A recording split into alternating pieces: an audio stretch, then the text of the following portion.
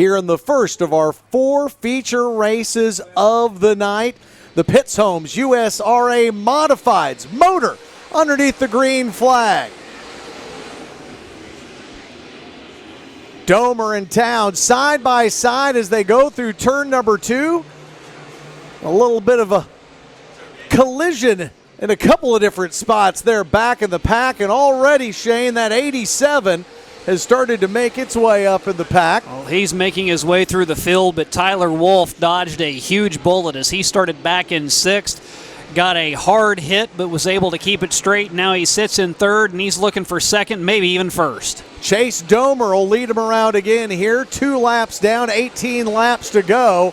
Domer, Town, and the hard-charging Tyler Wolff, as now he's pulled up door handle to door handle with the 21T and looks to take the spot away, sliding up near our race leader, and he looks like he's going to put a run on Domer as the see what Tyler Wolff has for our race leader. That 4W has been bad fast so far tonight. He'll go back around the top of the track, and Domer gets a great restart this time. Everybody clean around through 1 and 2. Now a door-to-door battle brewing between Town and Wolff. As they work their way around the dirt here, they are both chasing your race leader, Chase Domer. Domer to the bottom of the track now as he heads through turn number 4. Domer probably happy to see the cars behind him trying to race one another. Domer had a little more than 3/4 of a second lead on the cars running 2nd and 3rd in the form of Lance Town and Tyler Wolff. Lucas Gibbs able to keep out on the track, but he is at the tail end of the line. And if Domer keeps running at this pace, he'll be the first car a lap down. Domer, Wolff, Town, Pursley, Cutshaw, your top 5. Jones, Moon, Fuquay, Ronnie Woods, and Ryan Gilmore round out the top 10. Tyler Wolff now, Shane, clear of Lansdowne, and he can turn his attention to your race leader, Chase Domer, as they take a similar line through turn 4. And you see that gap starting to close down. He cut it in half that time. It was a second. Now it's half a second. Now he's right on the bumper. Chase Domer trying to fend off the hard-charging Tyler Wolff here as they navigate turn number 4. It won't be but another lap or so before they get into Wolff, though.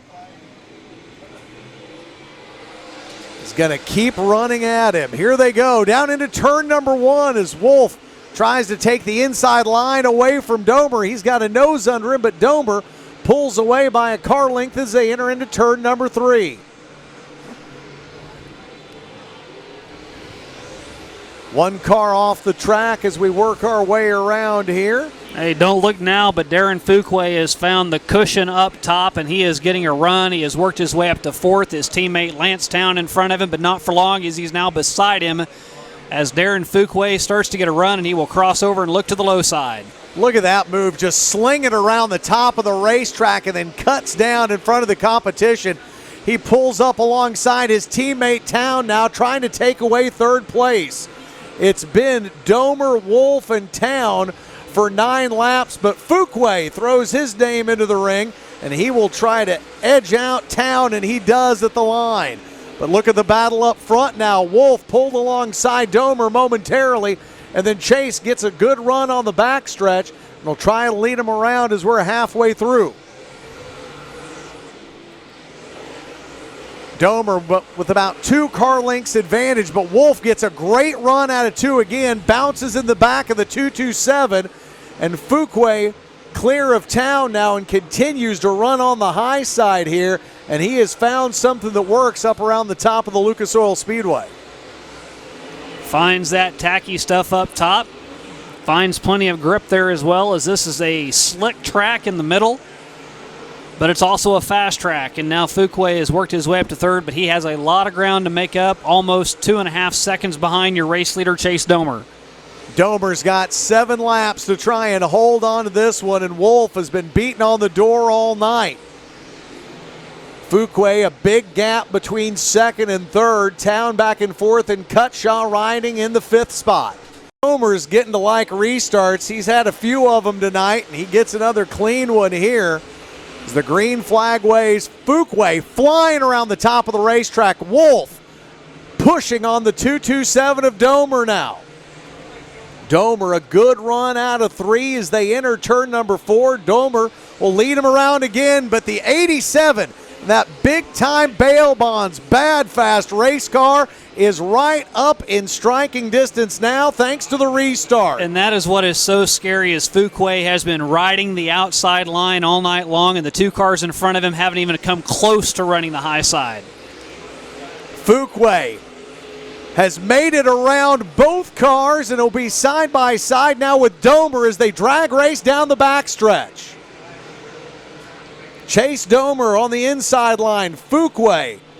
And Darren Fuquay will lead him around as there are 16 laps in. 4 laps to run here. Lance Town runs in 4th. Cutshaw in 5th. And now Domer and Wolff door to door. And it'll be 3 across out of turn number 4, but Fuquay holds on to the lead for another lap. Chase Jones exits stage right. We did not see Darren Fuquay here last Saturday night, but he has come back to the Lucas Oil Speedway with a vengeance. Not a great heat race, not a great starting position,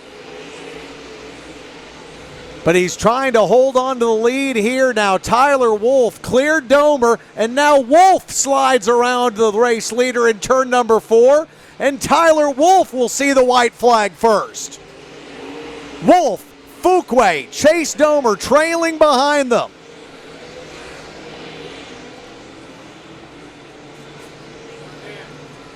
The man from Fayetteville slides it through turn number 4, and Tyler Wolff edges out Darren Fuquay for the race win. We'll see the green flag first. Toby Ott to his outside, who moved up 4 positions in his heat race to earn that top row starting position.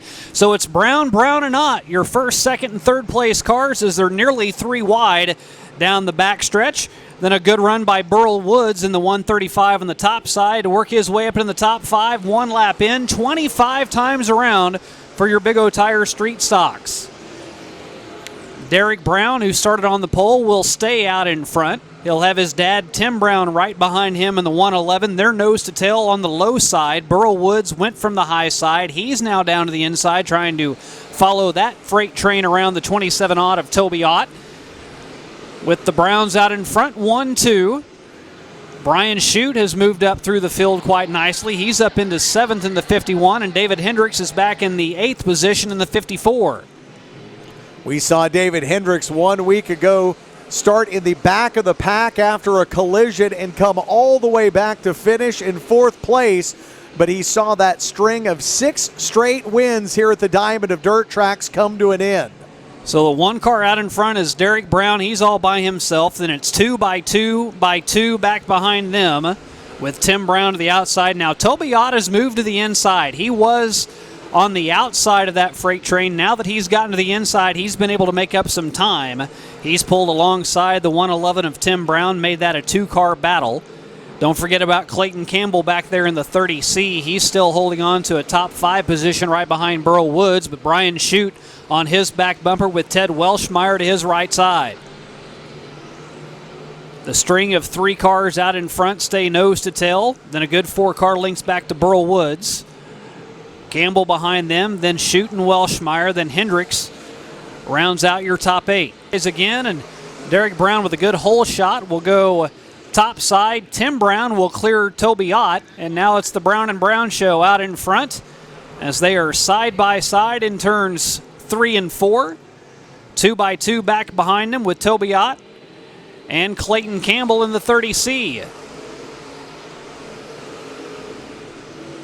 That 51, Shane, continues to make its way up in the field. Brian Shute out of Lebanon, Missouri, trying to find a clean line to get through. But I tell you what, Burl Woods and Clayton Campbell running hard as well, and they are lined up in front of that 51, and it is hard to find an open lane to drive through. Well, Burrow Woods is looking to the middle, but that gets pinched closed as Clayton Campbell comes down low and Brian Shute moves up high.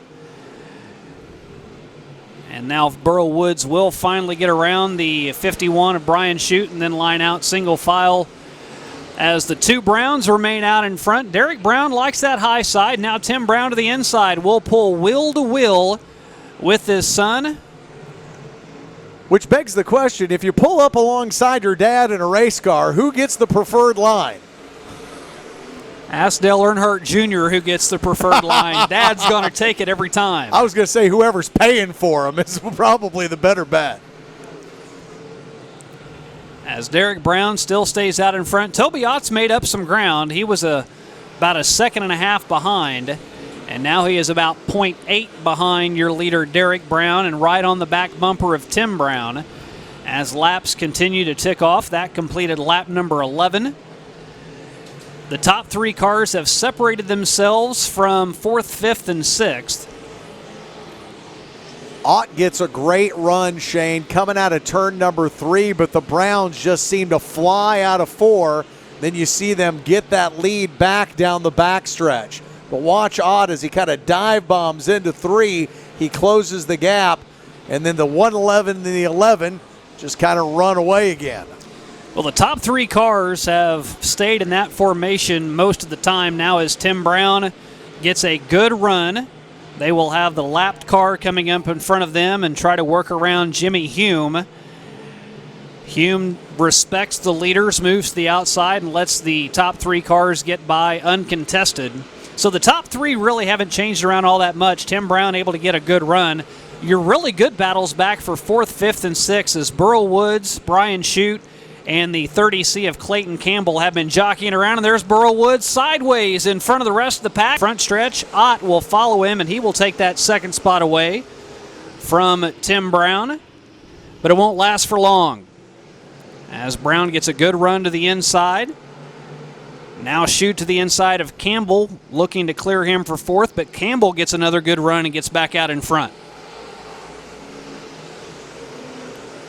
Well, when you talk about drivers that know their way around this 3/8 of a mile track, you don't have to look any further than Toby Ott. 8 features last year on his way to a 2017 track championship, and he is given a good run now on Mr. Brown for that number 1 position.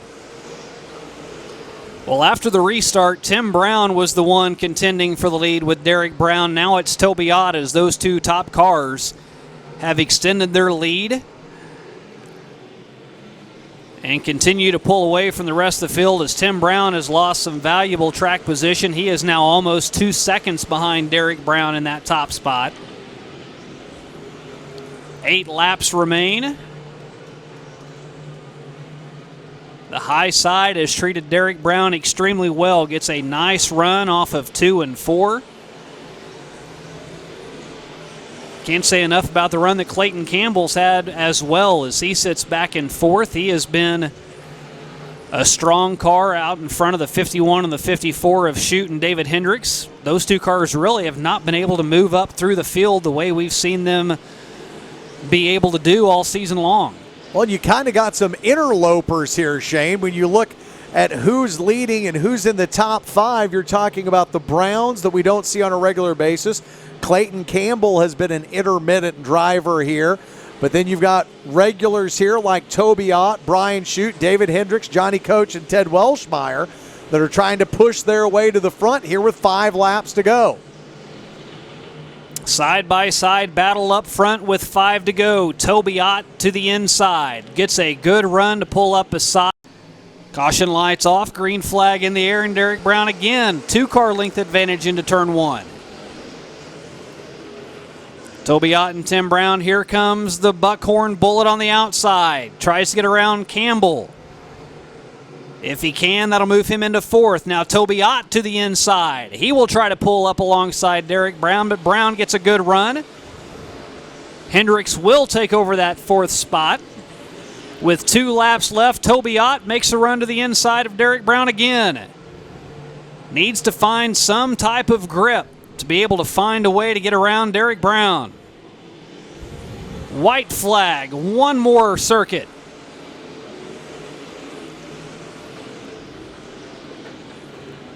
A visitor to Lucas Oil Speedway earlier in the year, came home with a 4th place finish. He comes back at the end of July and he will win. Derek Brown out of Stoutland, Missouri takes home the checkers.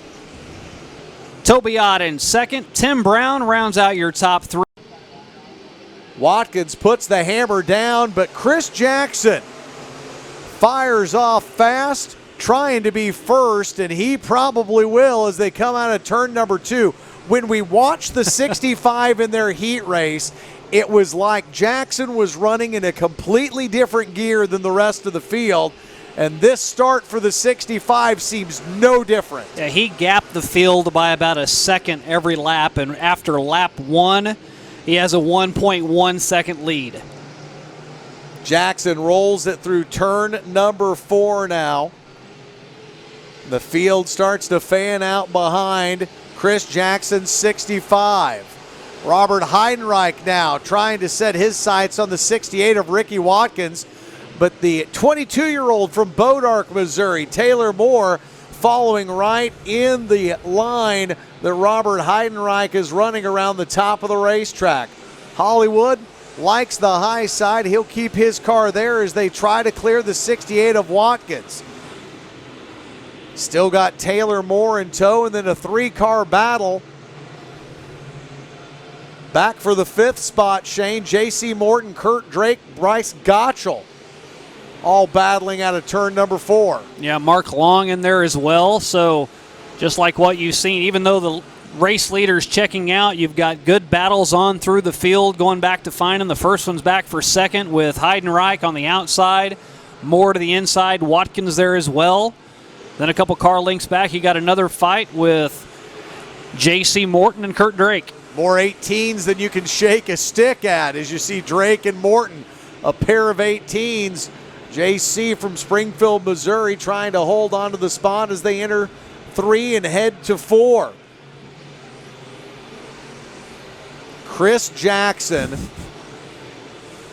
just out and running away and hiding from the rest of the field. 5-second lead through 6 laps.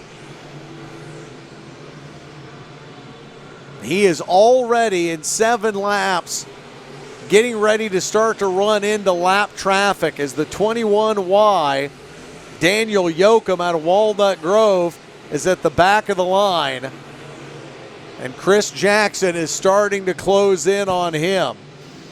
And this is where, when you're a race leader and you have this big of a gap, you can methodically work your way through lap traffic. You don't have to get in a hurry just trying to pass somebody as fast as you can. You can give it a lap or two, see where somebody's running, and then try to get around them where they're not running at it. On the restart after Chris Jackson started flying around the track, and look at Jackson like he's shot out of a cannon.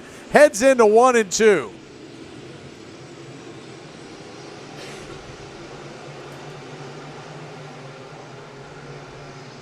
Really does make it look easy on restarts. Times it out perfectly and gets a jump on the field. Good job by Taylor Moore, though. He's not really losing as much ground as he had in the past. He has found a way to get around the track on the high side, and that was actually right at a better time than Chris Jackson that time around. Jackson buries his car into 3, floats it out high out of turn number 4. Only about 0.3 of a second differential between he and the 00T of Taylor Moore. J.C. Morton now with just a car length in front of Robert Heidenreich. Heidenreich tries to sneak his nose underneath the 18, but Morton will hold on to the spot for another lap. 11 laps in with 9 laps to go here in our Ozark Golf Cars USRA B mods feature tonight. You're right, Shane. The line that Taylor Moore is running now has not allowed Chris Jackson to run away and hide from that 00 now as Moore stays within striking distance, but a bigger gap between Moore back to 3rd and J.C. Morton.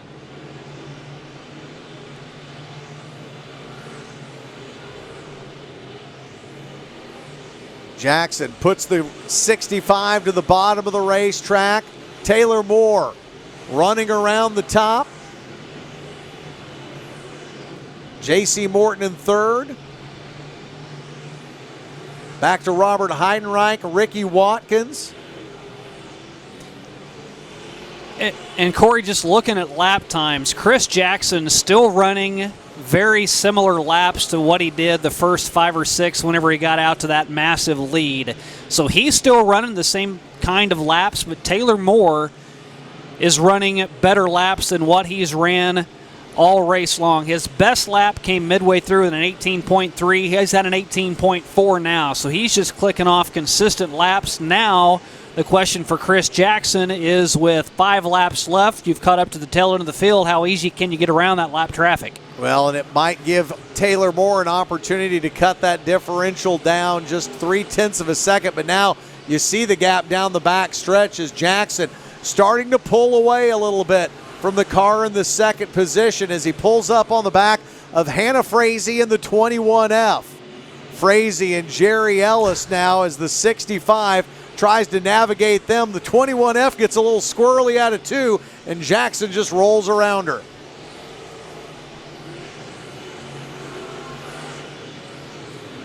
Jackson now goes around the top of the track, trying to put the 24 of Ellis down a lap. Ellis hard out of turn number 2, though, before Jackson will run him down in the back stretch. 18 laps so far. Jackson underneath the flag stand, sees the white flag, knows he has got a possible back-to-back victory in his back pocket. Taylor Moore, half the back straightaway behind him. Jackson just needs to keep his nose clean, and he is going to go to victory lane for the second straight week. It is a superhero front row. The Boy Wonder and the Flash make up first and second. Out of turn 4, green flag flies, and it is a dead heat into turn 1. Fennewald up top has a nose out in front of Caden Cornell, but Cornell runs that low side to perfection off of turn 4. Who will have the advantage? The run off of 4 goes to Fennewald. Cornell stays with that low line, trying to make it work. Gets a good run again, but then Fennewald will close down a little bit, try to pinch him off and hold on to that top spot. Then Aaron Poe moves into third securely.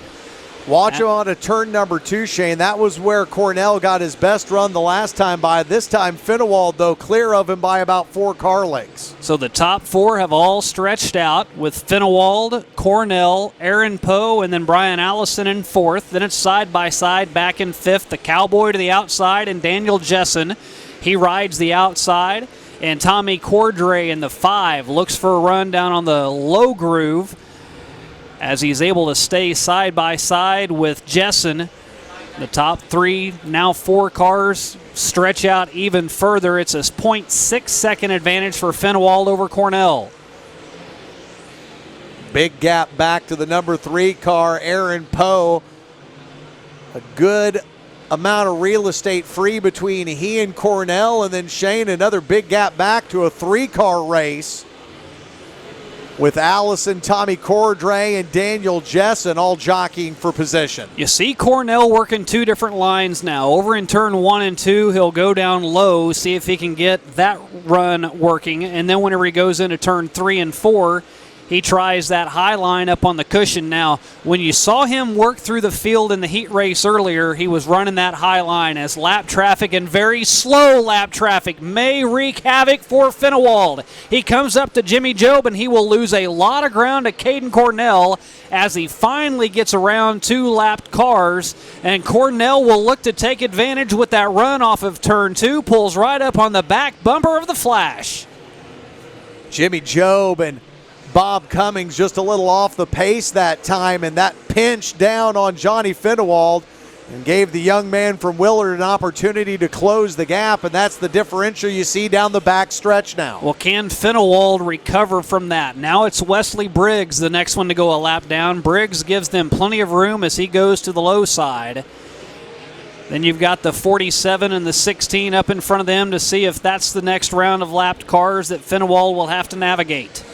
Little bumping back in the pack here between Allison and Daniel Jessen as that three-car battle now becomes a part of lap traffic, and Jessen gets into the back of Bob Cummings and sends him for a spin. And now Fennewald pushes down on the noisemaker, takes the green flag as they fly off into turns 1 and 2. 11 laps left to decide this one. 9 laps complete, and Fennewald has gapped Caden Cornell by a good 4 car lengths. Aaron Poe right on Cornell's back bumper.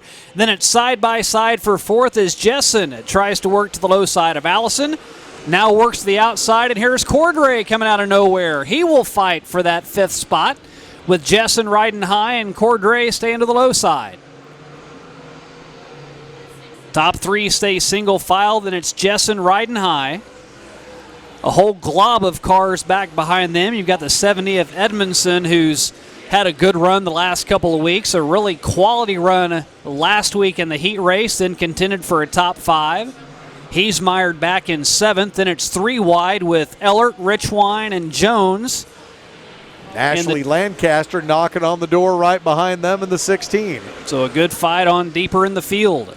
The difference now, Shane, after that restart is there was a huge gap between the back of Caden Cordell's car and the front of Aaron Poe's car on those first 9 laps. That is no longer the case as Poe now slings it around turn number 2 and closes the distance between he and the second place car of Cornell. Looks like Poe is able to carry more momentum into the corners. But then off of the turns, that is whenever Cornell's able to get a little bit of a gap between he and the 45. There you see it right there. It was half a car length, and it's up to a car length and a half before Poe dives to the inside this time, drifts high, unable to make it stick, and has to fall back in line. The last time they were in turn number 2, there wasn't enough room between those 2 cars to change your mind. See how close they get now as Cornell continues to catch up to Johnny Fennewald as those 2 lapped cars of Jimmy Joe and Bob Cummings, and now the 2 cars come together. Stay single file all the way back through 10th position, but here's Caden Cornell on the high side trying to make a bad night a better night to work himself up into the top 10, but Fennewald has checked out from Jessen. The gap between first and second, 5 car lengths off of turn 4. 4 laps remain as Jessen and Cordray lead Edmondson in a 3-car battle for second.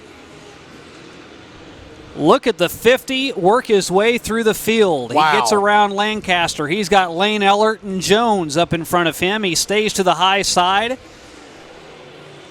We'll get past Ellert. Now we'll get past Jones. He's up into 5th. That young man is just up on the wheel and driving his backside off right now, trying to get back all those spots that he lost after the collision with the 45 of Poe, and he has picked off about 4 or 5 cars in the span of a lap and a half. You know, the 50 is elbows up right now, working his way through the field as Fennewald is checked out.